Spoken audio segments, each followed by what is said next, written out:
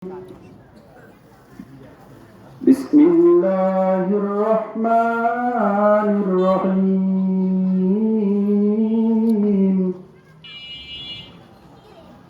قل اللهم مالك الملك تؤتي الملك من تشاء وتنزع الملك ممن تشاء وتعز من تشاء وتضل من تشاء بيدك الخير إنك على كل شيء قدير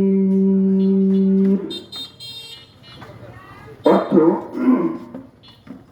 হে নবী আপনি বলুন, এই সার্বভৌম শক্তির মালিক আল্লাহ, তুমি যাকে চাও তাকে ক্ষমতা দাও এবং যাকে চাও তার থেকে ক্ষমতা কেড়ে নাও। তুমি যাকে ইচ্ছা তাকে ইজ্জত দান করো এবং তুমি যাকে চাও তাকে বেইজ্জতি করো। সব বিষয়ের উপর শক্তিমান তুমি। প্রিয় উপস্থিতি, এই আয়াতটা এমন একটা সময় অবতীর্ণ হয়েছিল যখন খন্দকের যুদ্ধ চলিতেছিল। খন্দকের যুদ্ধের সময় সাহাবীরা যখন পরিখা খননের ব্যস্ত নিজের শহরকে রক্ষা করার জন্য, তখন এই আয়াতটা আল্লাহ তাআলা অবতীর্ণ করেন। রাসূল করিম সাল্লাল্লাহু আলাইহি সাল্লাম সাহাবীদেরকে বলেন, ও আমার সাহাবারা, তোমরা এরকম ভাবে খুশির একটা সংবাদ নাও, অচিরেই আল্লাহ তাআলা আমাদেরকে ইসলামী রাষ্ট্র গঠন করার মতো তৌফিক দিবেন। এই সুসংবাদটা এই আয়াতে দিলেন। এই কথা কাফের মুশরিকরা শোনার পরে তাদের গায়ে জ্বালা ধরে গেল।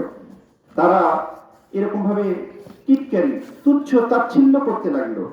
বলল যে গুটি কয়েক মুসলমান, তারা ভাত পায় না, নিজের চলার গতি নেই, তারা নাকি একটা ইসলামী রাষ্ট্র বিনির্মাণ করবে। আল্লাহ পাক রব্বুল আলামিন যদি চায় তাহলে কাউকে সম্মান দেয়, আবার যদি চায় কাউকে বেইজ্জতি করতে পারেন। সব শক্তি আল্লাহ তাআলা। আল্লাহ পাক রব্বুল আলামিন আমাদেরকে এই আয়াতের উপর অর্থ অনুযায়ী আমল করার তৌফিক দান করুন। ওয়া আখিরু দাওয়ানা আলহামদুলিল্লাহি রাব্বিল আলামিন।